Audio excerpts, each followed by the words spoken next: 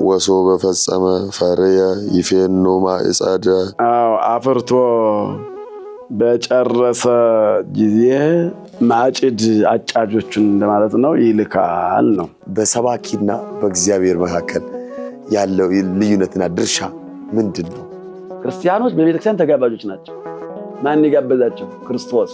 ምን ሁሉይ ብሎ ስጋዬን ብሉልኝ ደሜን ጠጡልኝ ቃሌን ተማሩልኝ ብሎ ያንን የሚያሳልፉ እነማን ናቸው? ግብዣውን የሚሰጡለት እነማን ናቸው ሲባል ካህኑም ጳጳሱም ሊቀ ጳጳሱም እነዚህ ሁሉ የመስተንግዶ የቤተ መቅደሱ አስተናጋጆች ናቸው። አሁን ያ በቤተ መቅደስ ምን ለብሰው ልብስ ዕጣን የሚሸት መዓዛ ያለው ነው አይደለም? ሕይወቱም መዓዛ ክርስቶስ መኖር አለበት። ከመታጨዳችን በፊት ምን እናደርግ? ጸሎትም ጸለይን፣ አገልግሎትም አገለግልን፣ የትኛውንም እናገር ማኅተማችን ስጋው እናደርግ።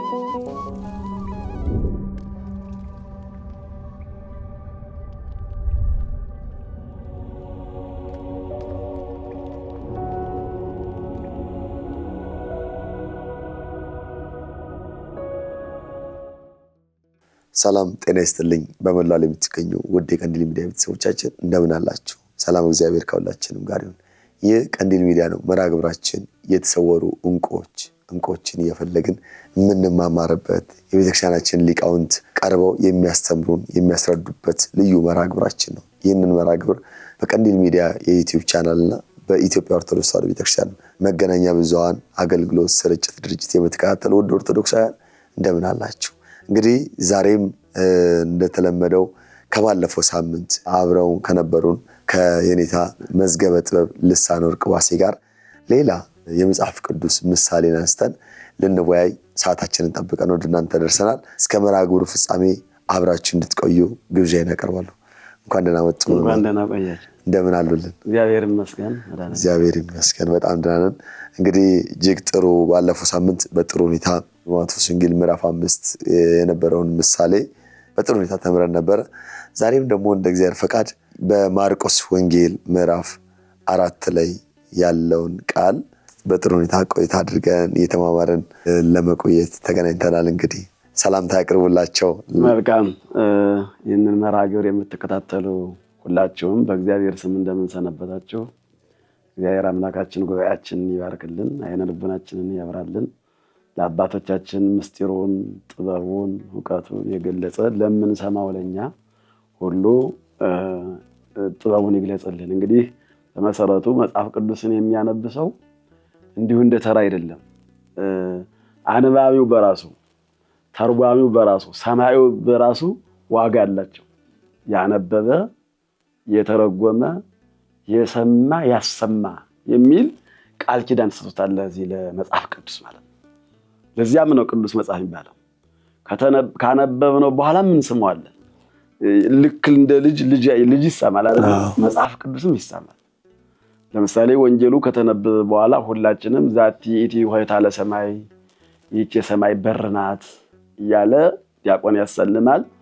ምእመናን ደግሞ ትንሹም ትልቅ ሁሉም ቅዱስ ፓትርያርኩ ጀምሮ ሁሉም ይሰለማል በአንድ ላይ ስንሆን ማለት ነው። እና ናመዘን ተቃለ ወንጌል ከቅዱስ ይህን ቃል ቅዱስ የሆነውን ቃል እናምናለን እያል ሁላችንም አንድ ቃል እንሰማለን፣ አንድ ወንጌል እንሰለማለን። መጀመሪያ በጆሮአችን የሰማነውን ደግሞ ልክ በከንፈራችንም እንስመዋለን፣ በልቡናችን እናስቀምጠዋለን። በጆሮ ገብቶ በአይምሮ ስራ ሰርቶ ይገለጣል ማለት ነው። እና ይህንን መርሃ ግብር ስንሰማ ተራ ነገር አይደለም ማለት ነው። እንዲሁም አባቶቻችን ቆመው ይጸልያሉ አይደለም? ቆመውም ይማራሉ፣ ቆመውም ያስተምራሉ፣ ቆመው ይጸልያሉ። ለክብሩ እንደም ወንጌል ሲነበብ ወይም ወንጌል ሲነገር ጌጣቸውን ሁሉ አውልቀው ይሰሙት ነበር ይላል በፍትሐ ነገሥት ተጽፏል። ይህን ቃል ልክ የከበረ ደብዳቤ የአንድ ንጉሥ ደብዳቤ ሲነበብ በጸጥታ ነው አይደል የሚሰማው? ምን ይላል ደብዳቤው ተብሎ ማለት ነው። ይሄ ደግሞ ወንጌል ደግሞ ማለት ስለ መንግስተ ሰማይ ነው አይደለም የሚነግረን? ስለ መንግስተ ሰማዩ መንገድ፣ ስለ ሰማዩ ህይወታችን፣ ስለ ሰማዩ ኑሮ ነው የሚነግረን። ምድር ላይ ተቀምጠን የምንማረው ሰማይ ላይ ነው። ስለ ሰማዩ ዓለም ነው። ልክ የሰማዩን መንገድ፣ የሰማዩን ህይወት፣ የሰማዩን ጉዞ ነው የሚነግረን አይደለም? ወንጌለ መንግስተ ሰማይ ነው የምትባለው። ነዋ ወንጌለ መንግስት ለወልደ እግዚአብሔር። ስለዚህ ዲያብሎስ እንደተሻረ የሰው ልጅ ከእግዚአብሔር ጋር አንድ እንደሆነ ከእግዚአብሔር ጋር እንደታረቀ ከመላእክት ጋር ህብረት እንዳለው የሚናገር ቃል ስለሆነ በጽሙና በተመስጦ በተረጋጋ ሁኔታ በተረጋጋ ህይወት ብንሰማው እንጠቀማለን ማለት ነው። በህይወት ስጋችን በህይወት መንፈሳችን በስጋው ህይወት በመንፈሳዊ ህይወት በየትኛውም ወንጌልን የሚማርና የሚያስተምር ሰው ውጤታማ ነው የሚሆነው። ከሰው ጋር ሰላም ይሆናል። አይደለም ከሰው ጋር ከአራዊት ጋር ያስማማል ቃሉ። ስለ አራዊት ጠባይ ይናገራል፣ ስለ እጽዋት ጠባይ ይናገራል። በምድር ያለውን ይነግረናል፣ በሰማይ ያለውን ይነግረናል። እና መጽሐፍ ቅዱስ እንዲሁ ተራ ንግግር አይደለም። አሉባልታም ዋዛ ፈዛዘም የለበትም። ቃሉ ሕያው ነው። ቃሉ ለህይወታችን ስንቅ ነው ማለት ነው። አቅድሞ ስንቅ ነው አይደለም፣ ስንቅ ነው፣ ምግብ ነው። ቃሉ ምግብ ነው፣ ቃሉ መጠጥ ነው፣ ቃሉ ልብስ ነው፣ ቃሉ ብርታት ነው። ያበረታል። ቃሉን የሚናገር ሰው ይበረታል። ጽኑ እየሆነ ነው የሚሄድ፣ ከዕለት ወደ ዕለት እየበረታ ነው የሚሄድ እና እንደምን ለማለት ነው ተመልካቾቻችን፣ ሌላ ዋዛ ፈዛዛ ላይ ጆሮአችንን እንሰጣለን፣ ልቡናችን ሁሉ እናስማርካለን። ወደ እውነተኛው ቃል ግን ብዙም ያን ያህል ለመስማትም ለማየትም ለመስራትም ደካሞች ነን ለመናገር እና ቃሉ እንዲያበረታን ቅዱስ ፈቃዱ ይሁንልን። አሜን አሜን። በጣም እናመሰግናለን። ጥሩ አድርገው ገልጸውልናል። እንግዲህ በትኩረት ሆናችሁ እንድታደምጡ እንድናደምጥ በትህትና ጠይቃለሁ። መጀመሪያ የአማርኛውን ንባብ አነበዋለሁ። ከዛ የሊቃውንቱን ትምህርት እንደተለመደው የጉባኤ ቤቱን አሰጣጥ ደግሞ በጥቂቱ እንመለከትና ወደ ህይወታችን ለውጠን እንማረዋለን ማለት ነው። የማርቆስ ወንጌል ምዕራፍ 4 ቁጥር 26 ስለ ዘርና ስለ መከር ምሳሌ ይላል።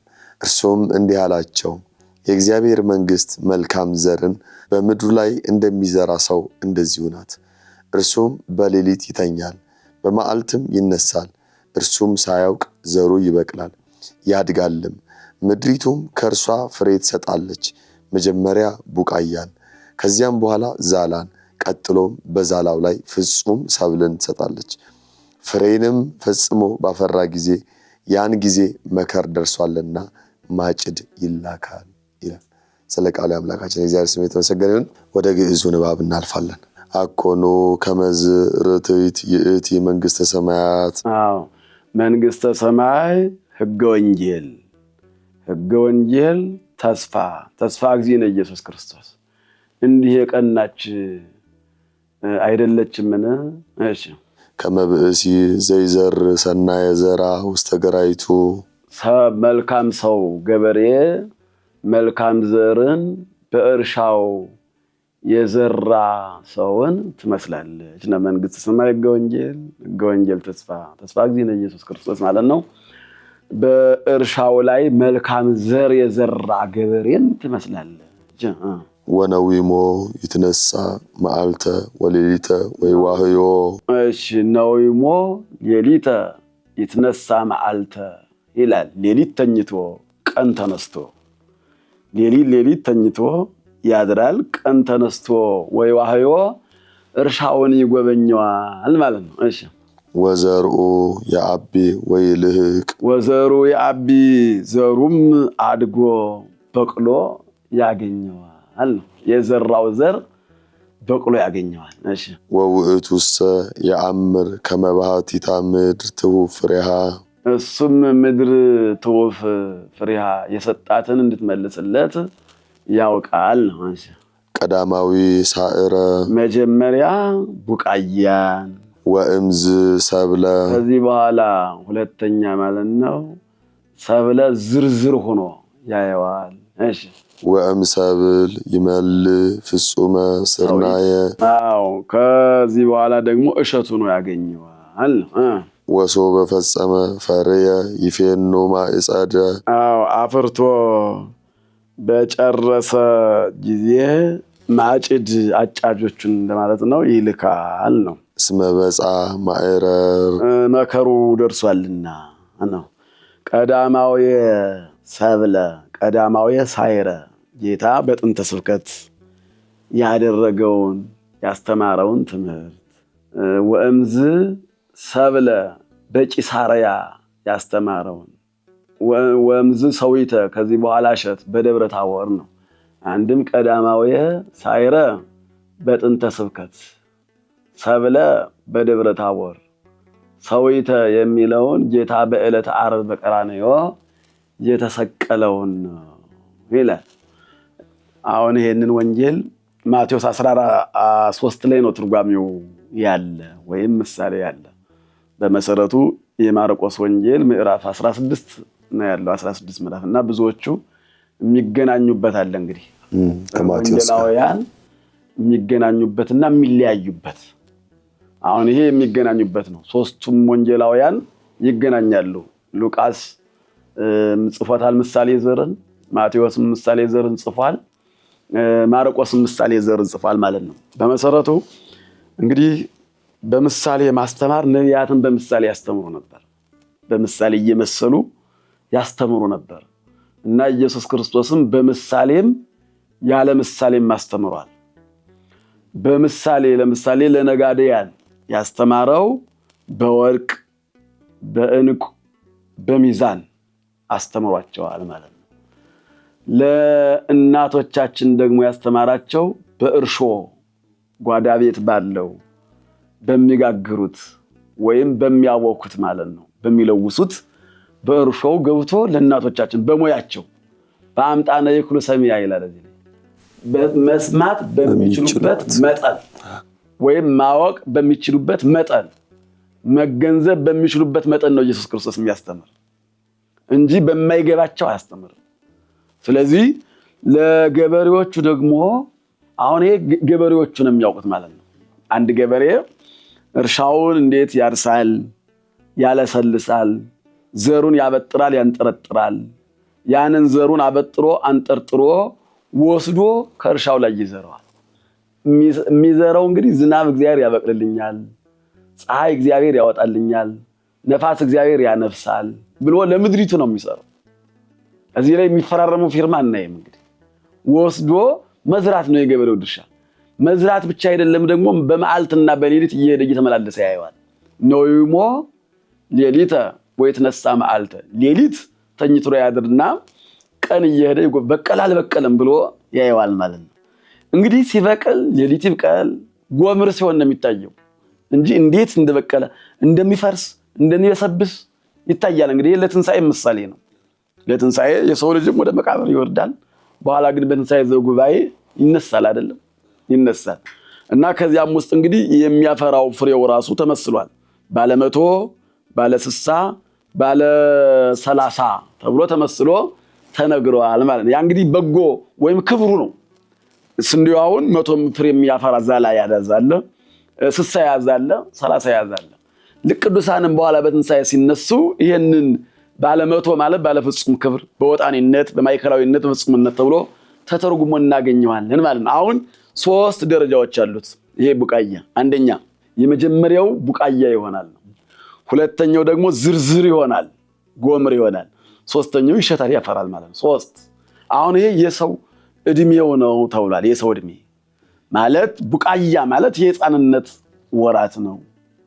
ዝርዝር ወይም ደግሞ ጎምርሽ የምንለው ደግሞ የወጣትነት ወራት ነው። ፍሬ ማለት ደግሞ የመጨረሻው ዘመን ነው። የመጨረሻው ዘመን ነው የሚታጨድበት ማለት ከዚህ ዓለም በሞት የሚለይበት ወራት ነው። ኢየሱስ ክርስቶስም ይሄን አሁን 3ቶች መንገድ መጀመሪያውን እንደ ቡቃያ ሐዋርያትን ንዑትሉኒ እያለ ሰብስቧቸዋል። ልክ እንደ ቡቃያ አድርጓቸዋል። ከዚያ በኋላ ደግሞ በደብረ ታቦር ደግሞ አምላክነቱን የተጠራጠሩት ስለነበሩ አሳይቷቸዋል። ያ የእሸት የጎመራ የዝርዝር ወራት ነው። ፍሬው ደግሞ የት ላይ ይታያል ይባል?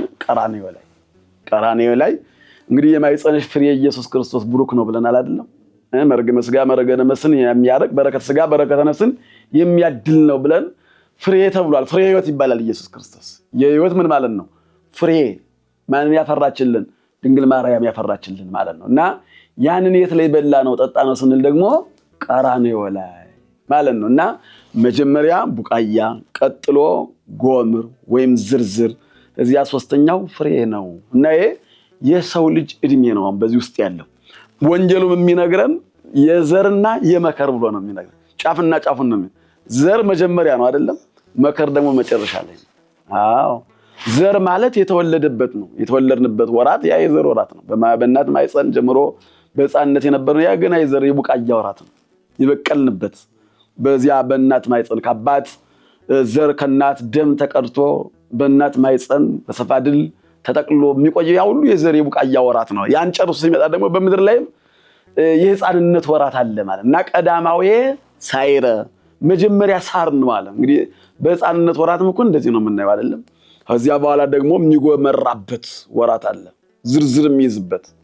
ስለዚህ ያ የእድሜ ክልል ነው ከዚያ የሚያፈራበት ብሎ ነገረን ማለት። አሁን ይሄ ትምህርት ለማን ነው የሚገባው ከተባለ ዘር ለሚዘራ ሰው፣ ምድርን ለሚያርስ ሰው፣ ምድሪቱ እንዴት እንደምታበቅል ገበሬው እንዴት እንደሚዘራ። ገበሬው እንግዲህ ቆፍሮም ሊሆን ይችላል፣ አርሶም ሊዘራ ይችላል። ምድሪቱ ታዲያ ምን ታደርጋለች? ታበቅለለታለች። ለምድር ይሰጣል፣ ታበቅለለታለች። አሁን ከዚህ ላይ ሰውም እንደዚህ ነው። ሰው በህይወቱ የሚማረውን ትምህርት ምን ማለት አለበት?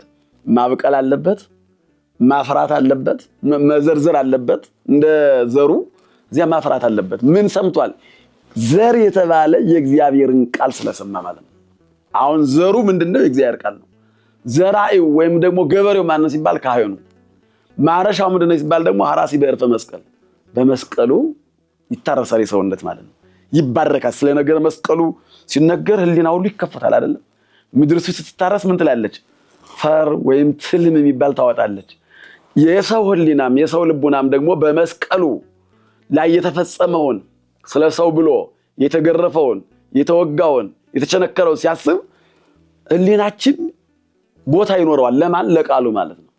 ከዚያ በኋላ ቡቃያ ይሆናል ዘሩ ከውስጣችን ላይ ገብቶ ቃሉ ቀጥሎ ደግሞ ይዘረዝራል፣ ከዚያ ያፈራል ማለት ነው። እና ይሄ እንግዲህ አሁን የሚነግረን ኢየሱስ ክርስቶስ በምንችለው እየመሰለ ይነግረናል ማለት ነው። አሁን እዚህ ላይ ለምዕመናንም በጣም እጅግ አስፈላጊ ነው። ምዕመናን የማይችሉትን መናገር የለብንም። ምዕመናን የማይችሉትን ለመስማት የማይችሉትን ለመመርመር የማይችሉትን ብንነግራቸው ይጨነቃሉ ወይም ይደናገራሉ። በአምጣነ የክሉ ሰሚዓ ነው።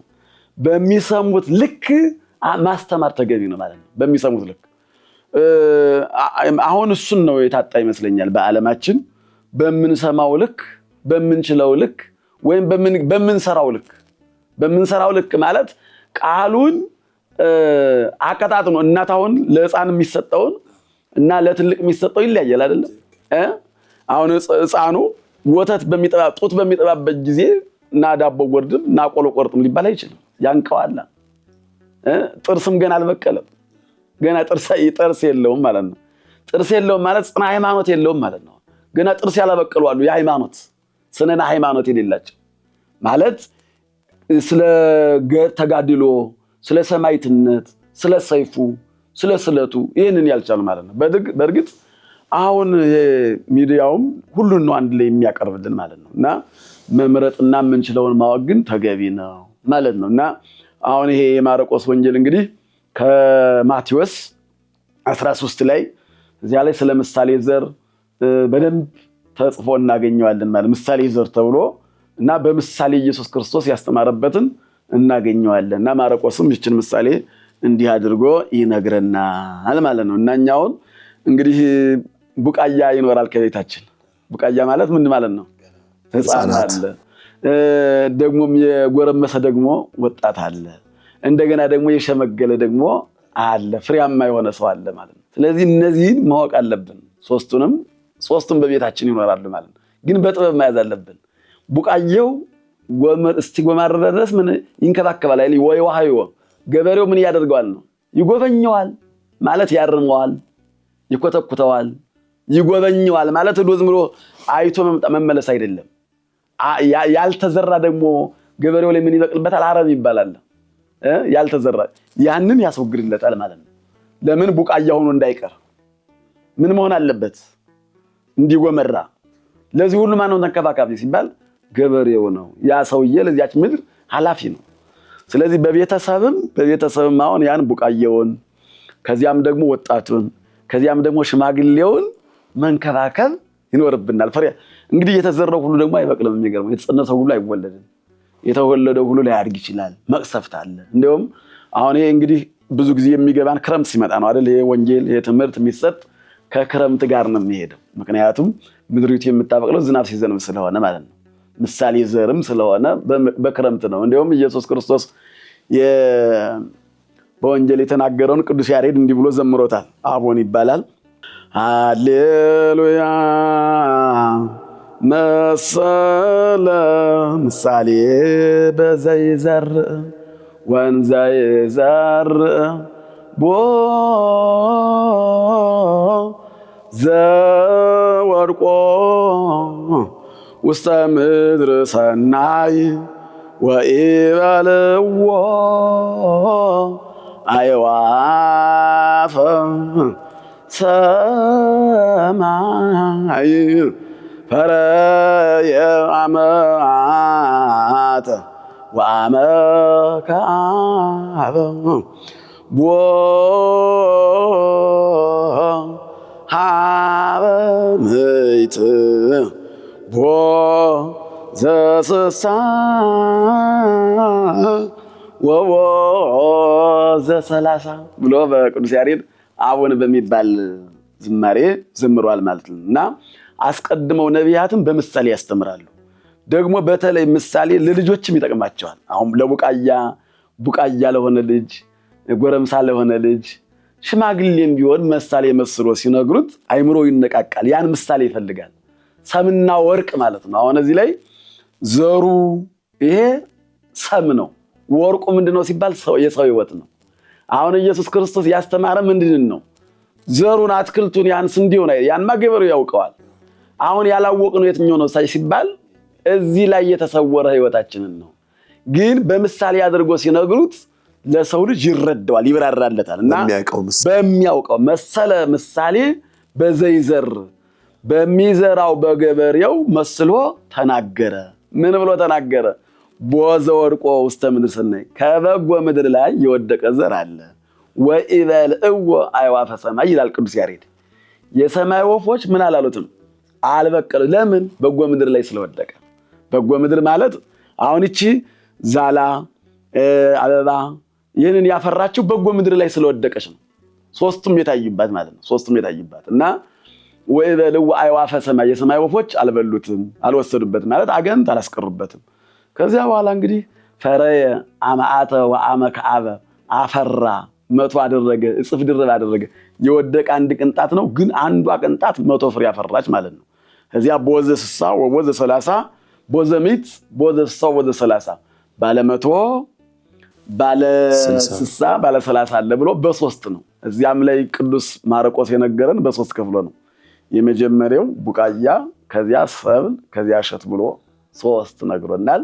የፍሬው ደግሞ የሚመጣበትም በሶስት መንገድ ነው። ይሄ ደግሞ መንግስተ ሰማይ ስንገባ በወጣኒነት፣ በማይከላዊነት፣ በፍጹምነት እንገባለን ማለት ነው።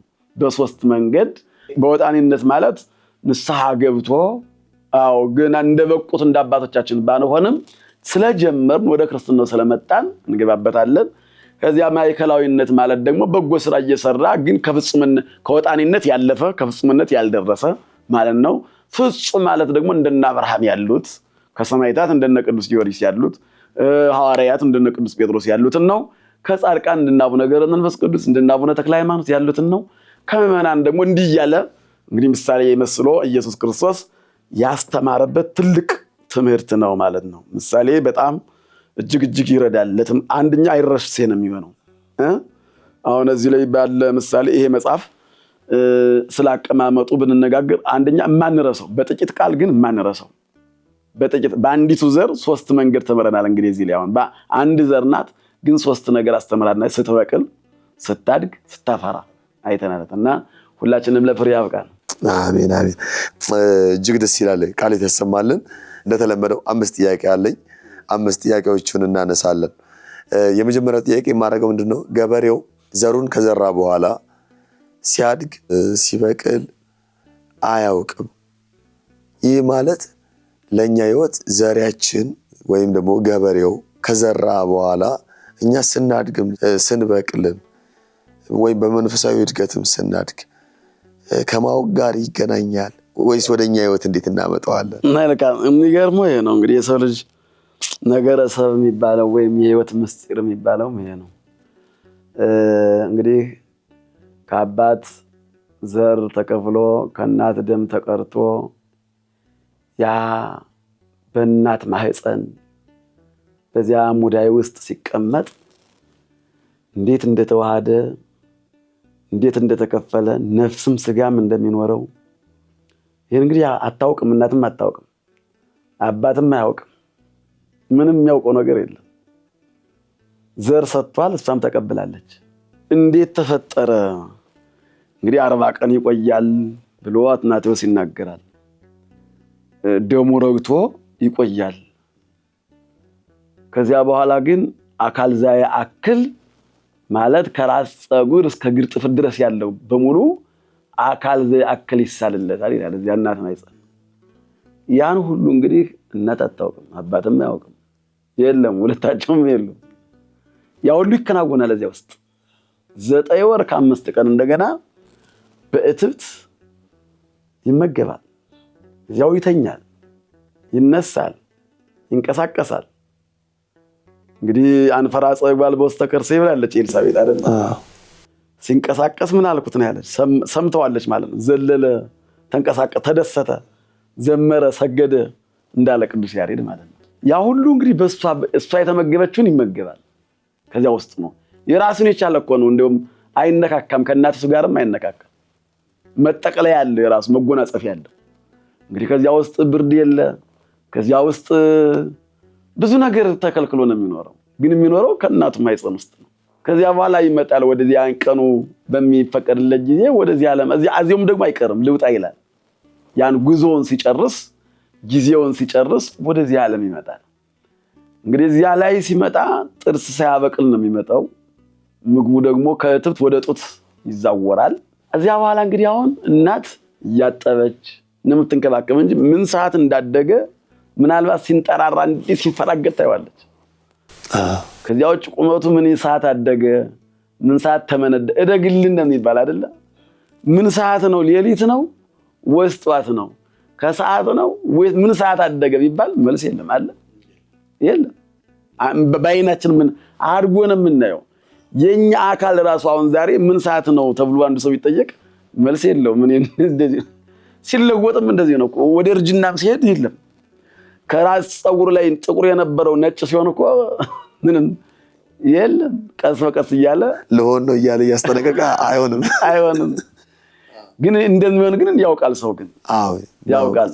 ልክ ያ ገበሬው ዘርቶ አርሶ እንደሚዘራው አዘርቶ ይመጣል እንጂ እንዴት ይብቀል፣ ማን ያብቀለው፣ እንዴት ሆነ ይሁን የሚያውቀው ነገር የለም። ፈርሶ በስብሶ እንደሚበቅል ግን ያውቃል። ፈርሶ በስብሶ እንደሚበቅል ቲዮሪውን ያውቃል። ግን ሰዓቷ እንዴት ናት እያለ ሊለካት አይችልም። እንደውም አሁን ፈረንጆቹ እጽዋት የሚመራመሩት ከቤታቸው እየወሰዱ እየተከሉ እነሱ ስለሚሉ በመሳሪያ ለማድረግ እንዴት ነው እድገቱ እያሉ እንደሚመራመሩበት እሰማለሁ ወይም አይቻለሁ ማለት ነው። እና ልክ ያ ገበሬውም አያውቅም ነው። ገበሬውን ዘር መዝራቱን ነው የሚያውቅ፣ ድርሻው መዝራት ስለሆነ። ስለዚህ አንዲት እናትም ወልዳ እያጠባች እያጠበች እየተንከባከበች ታሳድጋለች እንጂ እንዴት ይጨምራል እንዴት የለም። እዚያ ቀስ ብሎ ምን ይመጣል? ጥርስ ይመጣል። ግን ጥርስ የት ላይ ነበረ ሲባል ከውስጡ እኮ አለ። ጊዜው ስላልደረሰ ነው ያልበቀለ። ጊዜው ስላልደረሰ ነው እንጂ ከውስጡ ነበር ማለት ነው። ስለዚህ አሁን በሰዎች ህይወት ላይ ነው ያለው ማለት ነው። አሁን ያ ገበሬው እየሄደ እንደሚጎበኘው እናት አባትም ልጅን መንከባከብ ነው ድርሻቸው። አሳዳጊ ግን እግዚአብሔር ነው ማለት ነው። እንደውም እንዲህ ይላል እኮ አይደል ቅዱስ ጳውሎስ ተከለ ይልና አጵሎስ ውሃ ጠጣ ወእግዚአብሔር አላቀ። እግዚአብሔር ግን ምን አለ? አሳደገ ይላል። ወእግዚአብሔር አላቀ። እግዚአብሔር እንግዲህ አሳዳጊው እግዚአብሔር ነው ማለት ነው። እንደውም ሕፃናት ይወድቃሉ ምን ይላሉ? ያን ሁሉ ኃይል አላሃጭተ ኩሉ የምትባል የምትራዳ የሕፃናት ራሱን የቻለ ጸጋ መንፈስ ቅዱስ አላቸው። እሱ እየተንከባከበ ያሳድጋቸዋል ነው የሚልና ትልቁ አሁን እዚህ ላይ ቁልፍ ያለው አሁንም የሰው ህይወት ነው። የሰው ህይወት ልክ በቦቃያነት ወራቱ፣ በጉርምስና ወራቱ፣ በሽምግልና በእርግና ወራቱ እንዴት ዓለምም እንዲህ ነው። ለምሳሌ ህገ ልቡና የህፃንነት ወራት ነው ተብሏል። ህገ ልቡና ማለት የእነ አብርሃም የእነ ኖህ ዘመን ሰው ከወደቀ በኋላ ያለው ዘመን ያ የህፃንነት ወራት ነው። ህገ ኦሪት ደግሞ የጉልምስና ሰው ወደ እውቀት እየመጣ ህገ ከነሙሲ በሐዲስ ኪዳን ግን የፍሬ ዘመን ነው። ምክንያቱም ኢየሱስ ክርስቶስን እየበላን እየጠጣን የምንኖርበት ዘመን ስለሆነ ማለት ነው። የመጨረሻው እንግዲህ ከታጨደ በኋላ ተወቅቶ መግባት ነው አይደለም? ያ ደግሞ ህልፈተ ዓለም ነው። ማይረር ሰልቀት ዓለሙት ማጭድ ይላካል ማለት ሁሉም እዚያ እንደሚወቀል ዓለም እንዳውድማ ይሆናል አይደል? ወትጠወም ምድር ከመክርታስ ምድር እንዲሆንና እዚያ ጎተራ ስንዴ እንዲሆን ወዴት ይገባል? ወደ ጎተራው ገለባውስ ወደ እሳቱ ይጣላል። እና የመጨረሻው ያ እንትኑ ሰብሉ ወይም ስንዴው ከደረሰ በኋላ ጎተራው ማለት መንግስተ ሰማይ ነው። የመጨረሻው መካተቸው ማለት ነው። ያኛው ደግሞ የኃጥአን ነው። ገለባው የኃጥአን ነው። ፍሬው የጻድቃን ነው። ፍሬ ዘን ጻድቃን የሚባለው ማለት ነው። እና ባጭሩ ይሄንን ነው የሚነግረን። አሁን እርሻው ወገራይቱን ያለሙት እርሻ ማለት የዓለም ነው። ገራይት ገበሬው አይደል የተባለው? እርሻ ማለት የዚህ ዓለም ነው። ገበሬው ደግሞ ራሱ እግዚአብሔር ነው። ገበሬው ራሱ ዘረው ማለት የሰው ልጅ በዚህ ዓለም ዝሯን አሁን በዚህ በባህር ተከፍለን እንግዲህ ለኑሯችን እንዲስማማንም ሆነ ይሆን ወይም ደግሞ እግዚአብሔር ለራሱ ያዘጋጀው ምስጢር ይኖርናል። እንግዲህ በባህር በውቅያኖስ ተከፍሎ ነው ዓለምን የምናየው። የትኛውም ይሁን ግን የሰው ልጅ ተዘርቶ ነው ያለ። ዘር ማለት ሰው ነው። ተዘርተን ነው ያለን በዚህ ዓለም። የዘራን ወደዚህ ዓለም የዘራን ደግሞ ራሱ ክርስቶስ ነው። በኋላም ደግሞ የሚሸክፈን እሱ ነው። ወአጸዱኒ መላእክት ወንቱ አጫጆች ማለት መላእክት ናቸው ይላል ራሱ አጫጆች ተባሉ። ምክንያቱም ይህን ዓለም በኋላ በነፋስ አውታር ነው የሚያልፈው። ዓለም የሚያልፈው በነፋስ ነው። ልክ ያዘሩ የሚለየው ፍሬው ከገለባው የሚለየው በነፋስ እንደሆነ ዓለም ምልፈቱ በጥቅል ነፋስ እንደሆነ ይናገራል ማለት ነው። እና ባጭሩ ይሄንን ምስጢር ያዘ ነው። በጣም ጥሩ። ሁለተኛ ጥያቄያችን ምንድነው? እንግዲህ ከቡቃያው ወደ ጎመራው ከዛ ወደ ፍሬ ወይም ከሰብሉ ወደ ፍሬ እንደምንሻገር እንደው በመንፈሳዊ ህይወታችን አሁንም በመንፈሳዊ እድገታችን በክርስትናችን በማንነታችን ነው ማሰበውና አዲስ የሚገባውስ አዲስ አማኝ ቡቃያ ያልነበረ እንዴት ነው እሱስ? በጣም ህይወቱ አዲስ አማኝ ያልተጠመቁ አሁን በ80 ዓመት ቢጠመቅ የ80 ቀን ህፃን ነው። እድሜው 80 ዘመን ነው። ሲጠመቅ ግን የ80 ቀን ህፃን ነው። ወይም ደግሞ የ40 ዘመን ሰው ቢመጣ የ40 ቀን ህፃን ነው። በልጅነት በሃይማኖት ማለት ነው። ይሄ እንግዲህ ወጣኔ ነው። ቀስ በቀስ ጾሙን ጸሎቱን ይወጣኒ ተብሎ እያደገ እየተለማመደ እየተማረ ሰው ይመደብለታል። ይሄን የሚያስተምረው መምህር ይመደብለታል። ቦታ ይዘጋጅለታል። ምግብ ይዘጋጅለታል። ቤተክርስቲያን እንዲያርጋ ነው የምታስተምረው።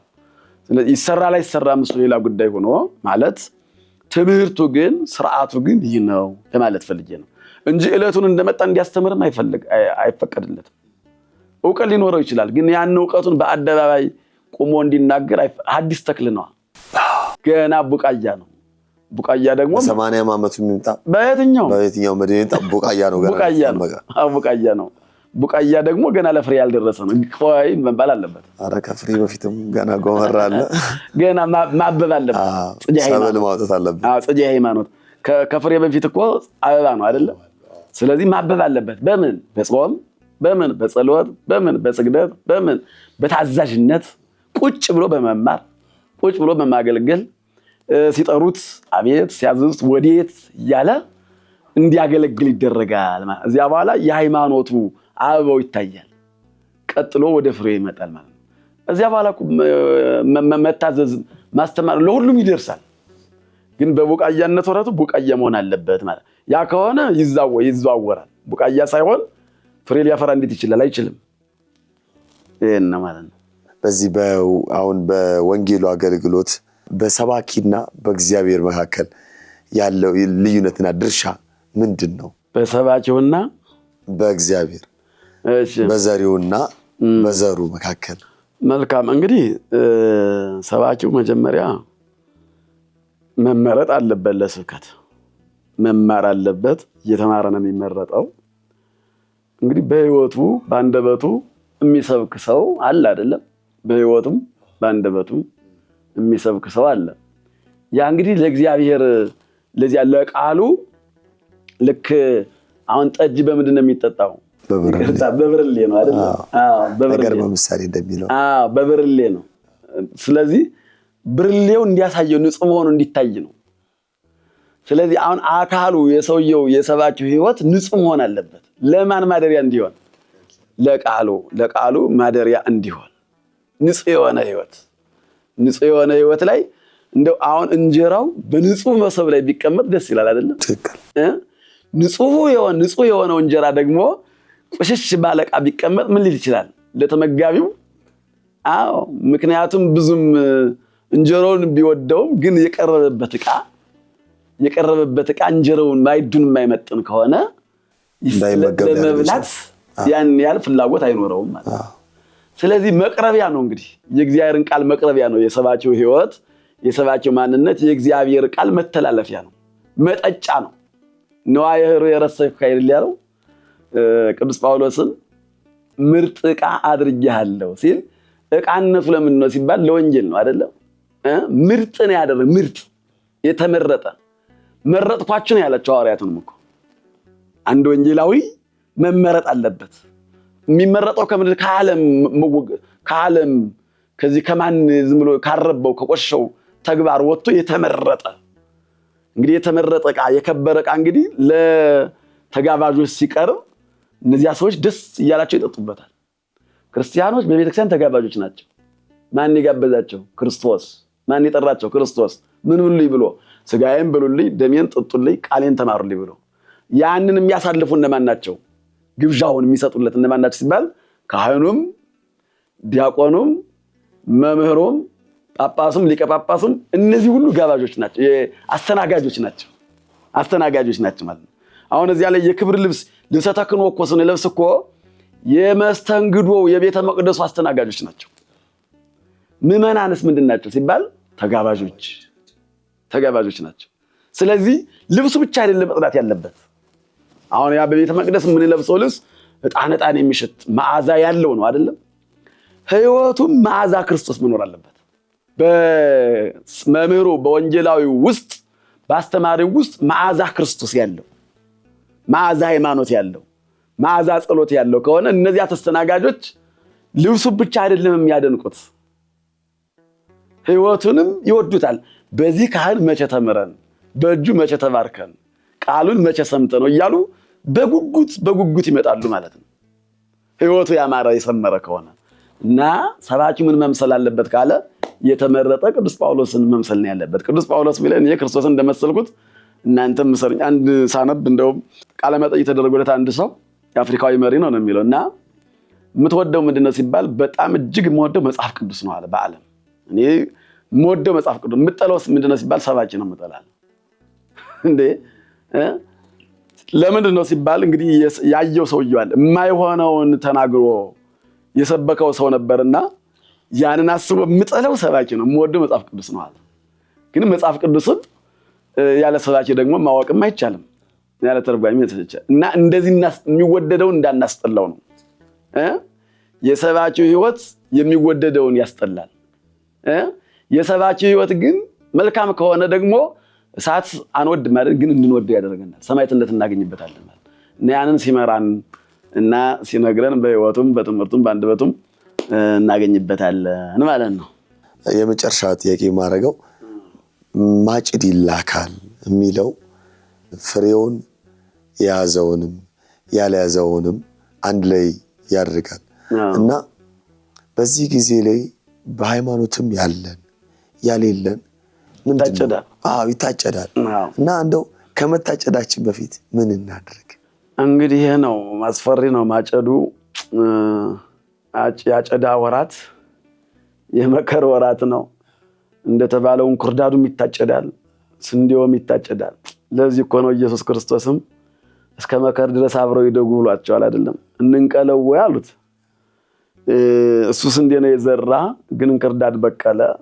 ከዚያ በኋላ ምንድነው ይህን ጸራዊ ዘንድ ተገብረ ጠላት ይናደረገ እንንቀለው ወይ ሲሉት አይ በስር ይገናኛሉ። እንግዲህ እንክርዳዱም ስር አለው አይደለም? ስንዴውም ስር አለው። ስለዚህ ተውት፣ ህውረ ይልሃቁ አንድ ላይ ምን ይበሉ ይደጉ። እስከ መቼ ነው ግን? እስከ ግን አለበት እስከ መከር ድረስ። ያን ጊዜ አለ አጫጆቹን እላቸዋለሁ እንክርዳዱን ለምን ለዩት፣ ስንዴውንም ለምን ለዩት እላቸዋለሁ ይላል። የሚለይበት ወራት አላየው። እንደው ደስ የሚለው ዓለም እዚህ ላይ ነው። እንደው በእውነት ለመናገር ህልፈተ ዓለም ደስ ይላል። ምክንያቱም እንክርዳድና ስንዴ ይለያል፣ ገለባና ፍሬ ይለያል። ዛሬውን በዚህ ዓለም ገለባና ፍሬ አይለይም አይደለም? አሁን እንደውም ይሄ የሆነ ቦታ ስንገባ ፍተሻ አለ። ፍተሻ ብረት የያዘ ያልያዘ ምንድነው ሲፈተሸው ምን ይላል? ይጮሃል አይደለም? ይጮሃል። የተማረና ያልተማረ ግን ፍተሻ የለውም። ሁሉንም ያሳልፈዋል አይደለም? መመርመሪያ የጭንቅላት መመርመሪያ ቢኖር ጥሩ ነበር። እንደዚህ አይነት አንተ ለፍ አንተ አትለፍ እያለ ቢኖር ግን የለም አይደለም? የለም ያንን የሚል የለም። ብረት ምን ዕቃ ያዘ እንዳያልፍ እየፈተሸ ያሳልፋል። ያን ጊዜ ግን አለ ነው ባጭሩ። ያን ጊዜ ግን እንክርዳድና ጻድቃንና ኃጥአን ማለት ናቸው አይደለም? አዎ ፍየሎችና በጎች ተብሎም ተመስሏል። በጎቹ በየት በኩል ይቆማሉ ሲባል በቀኝ በኩል፣ ፍየሎቹስ በግራ በኩል። እንክርዳዱስ ይገባል ወደ የት? ከግብረ አባቱ ከዲያብሎስ ጋር ሲኦል ይሄዳል ይገባል። ስንዴውስ ወደ ንጹሑ ይገባል። በጎቹ እንደውም እነዚያ አምሮባቸው ከፀሐይ 7 እጅ ይልቅ ምን ይላሉ ነው የሚለው ያበራሉ። እነዚህኞች ደግሞ ከቁራ 7 እጅ ይጠቁራሉ። ጨለማ ነዋ፣ ፊትም ጨለማ ነው ሲሰሩት የኖሩት። አሁንም ያን የጨለማን ዓለም ይጎናጸፋሉ ነው የሚለው። ስለዚህ እንግዲህ ያን ጊዜ እንደውም የሚገርመው አምያ ይሰጣ ምግባራትን አንተ በዚህ ሂድ አንተ በዚህ ሂድ ብሎ የሚለይ የለም። ልክ አሉ እንደውም ሊቃውንት ሲተረጉሙ ያንን የበግ ግልገልና የፍየል ግልገል በአንድ ላይ ውለው አሉ የበጉን የግልገሎችና ሲመጡ ፍየል ወደ በግ አይሄድም። ወደ እነ የሚሄደው ወደ ፍየሉ ነው የሚሄደው። የበግ ግልገልም ወደ የት አይሄድም አይሄድም። ለማንም ይነግረው ማንም አይነግራቸው፣ ራሱ ምን ይነግራቸው። በአንድ ላይ ቢውሉ በአንድ ላይ ታስረው ወይም ደግሞ በአንድ ጋጣ ቢያድሩ ቢውሉ እናት ስትመጣ ግን ፍየል ወደ የት ነው የምትሄድ ቢባል ወደ ፍየል ነው የምትሄደው። በምንም ታምር ወደ በግ አይሄድም። የበግ ግልገልም ደግሞ ወደ የት ነው የሚሄደው? ወደ በግ ነው የሚሄደው። ስለዚህ እንደዚያ ሁሉ አሉ ያን ጊዜ ማንም ሳይነግራቸው ኃጥአንም ወደ ግብረ አባታቸው ወደ ዲያብሎስ ይሄዳሉ።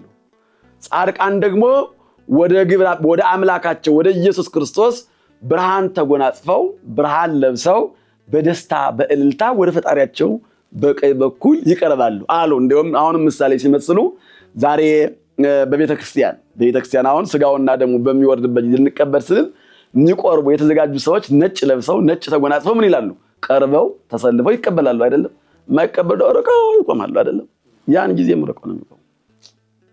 አሁን ነው የራቁት፣ ያን ጊዜ አይደለም። ይሄ ነው እና ምንድነው ይሄንን መሆን አለበት፣ ይሄንን ማድረግ አለብን። ይሄ ምሳሌ በጣም አሁንም ደጋግመን ልናየው በህይወታችን ዛሬ ቀርቤ ነው የቆምኩኝ ወይስ ርቄ ነው ብለን ልናየው። ርቀናል ወይስ ቀርበናል?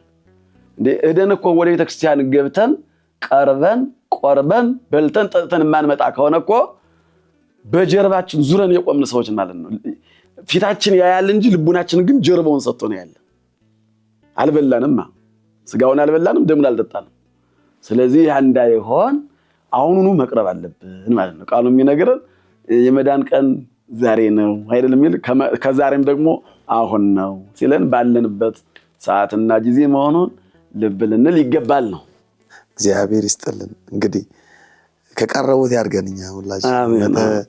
አንዳንድ ጊዜ እግዚአብሔር ቃል እጅግ ህሊናንም ይፈትናል። አሁን ያለንበት የዓለም ህይወት የዓለም ኑሮ እጅግ ፈታኝ ነው።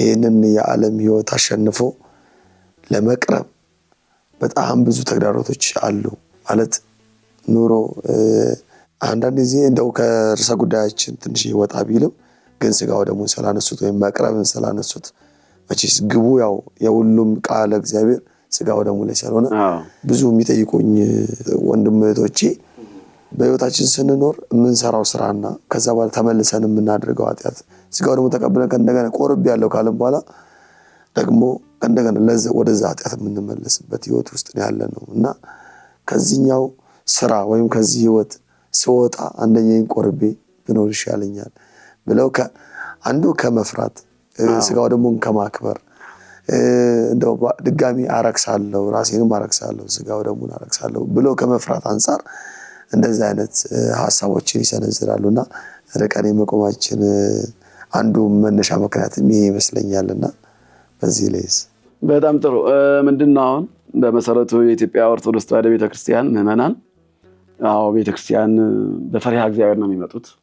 አይደለም ምእመናኑ ከውስጥ ያሉ አገልጋዮች እኔ አሁን በማህሌት አገለግላለሁ ብያለሁና ስንማርም ወደ መቅደስ ቀረብ ብለው ያደጓሉ ከመቅደሱ ራቅ ብለው ደግሞ ማህሌት ላይ ያገለገሉ ግን ስጋውንና ደሙን የማይሳተፉ ብዙ በቤተክርስቲያን አገልግሎት እንደዚህ አይነት አለ እና ትልቁ ግን ደግሞ የክርስትናው ማህተሙ ቁልፉ ስጋውና ደሙ ነው። ይሄ ደግሞ አልበ ንጹህ በቅድሜከ ብሏል አይደለም እኛ ቀርቶ መላእክት እንኳን ሰማይን የኮነ ንጹህ በቅድሜከ መላእክት እንኳን ንጹሃን አልሆኑም ሆኖ አልተገኙም። ስለዚህ አሁን እንደዚህ ሰራለው እንዲህ ይላለው እያልን ሳይሆን አንደኛ ከነፍስ አባት ጋር መራቅ የለብንም ሁሉ ጊዜም ነፍስ አባት ሊኖረን ይገባል። አንድ እንደገና ሁሉ ጊዜም ንስሐ ማለት የእግዚአብሔር የምሕረት በር ነው። ንስሐ መግባት ማለት ልክ ልብሳችን በውሃ ነው አይደለም ነፍሳችን ደግሞ ሁሉ ጊዜም በንስሐ መታጠብ አለበት። ከንስሐ ህይወት መራቅ የለብንም። እለት ከእለት ምንም ይሁን ምን በሰውነታችን ሰው በመሆናችን በራሱ አልተጣላውም አልበደልኩም ብንል ሰው በመሆናችን እንኳን በዚህ ዘመን ማለት ነው እንኳን በዚህ ዘመን ሁሉ አፍ ሆኖ ተከፍቶ በሚናገርበት ዘመን ቀርቶ በሰው መካከል እየኖር ከሐሜት ንጹህ ልንሆን አንችልም። ከብዙ ነገር ንጹህ ልንሆን አንችልም። ይሁን እንጂ ግን ንስሐ መግባት አለብን። እለት ንስሐ ከገባን ደግሞ ስጋውና ደሙን መቀበል አለብን። ብዙ ጊዜ እንደውም ንስሐ ገብተን ስጋው ደሙ ሳይቀበል ይቀራል ሰው። ንስሐ ይገባና ጾሙን ጸሎቱን ጥምቀቱን ስግደቱን ካደረገ በኋላ ምጽዋቱን ካደረገ በኋላ ስጋውና ደሙ ሳይቀበል ስለዚህ ማይተም የለም አንድ ደብዳቤ ተጽፎ ማይተም ሳይደረግበት እንደመቅረት ነው። ጸሎትም ጸለይን አገልግሎትም አገለግልን የትኛውንም እናገር ማይተማችን ስጋውና ደሙ። አሁን እኛ እኮ የተቸገርነው ጾም እንጾማለን። አሁን ጾም ሐዋርያትን እንጾማለን። መጨረሻ ላይ ግን በስጋውና ደሙ አይደለም የምታተም በእንስሳት ስጋ ነው የሚሆነው አይደለ? አብይ ጾምን እንበል መጨረሻ ላይ የለም። እንደውም አሁን ማግደፊያ እያልን እንላለን። ግን ትልቁ ማይተሙ ምንድነው? የጾሙ መጨረሻው ምንድነው ይባል ስጋውና ደሙ ነው። ሌላ ምን አለ? ሁልጊዜም ከጾምን በኋላ መጨረሻችን ማድረግ ያለብን የመጨረሻው እራት ነው የሚባል እኮ እንደውም ኢየሱስ ክርስቶስ ወይም ስጋውና ደሙን እራት ማለት መጨረሻ ነው። ስለዚህ ስጋውና ደሙ ነው የምግቡ ሁሉ የዚህ የጾማችን የበጎ ስራችን የአገልግሎታችን የጸሎታችን አጠቃላይ መደምደሚያው ቤተክርስቲያን ተሰርቶ የሚያልቀው በምንድን ነው? ከላይ በምንድን ነው የሚያልቀው? በመስቀል ሁልጊዜም በመስቀል ነው አይደለም? አዎ። ስለዚህ እዚህም እኮ ከአንገታችን ላይ ሁልጊዜ መስቀል አለ አይደል? ሁልጊዜ መስቀል አለ። ስለዚህ መስቀሉንም እኮ ዘን ነው ልንሳሳት የምንችለው አይደለም? ስለዚህ የመጨረሻው የቤተክርስቲያኒቱ መጨረሻ ጉልላቷ መስቀል እንደሆነ ሁሉ የክርስትና ህይወትም የአገልግሎት የየትኛውም የመንፈሳዊ ህይወታችን መጨረሻው ስጋውና ደሙን መብላት ነው። የመጀመሪያው ጥምቀት ነው። የመጨረሻው ደግሞ ስጋውና ደሙን መብላት ነው። የገባነው በጥምቀት በር ነው። መጨረሻችንም እንደመደመው ደግሞ ስጋውን በልተን ደሙን ጠጥተን ነው። በመካከል ላይ በደዌ በልዩ ፈተና ልንወድቅ እንችላለን።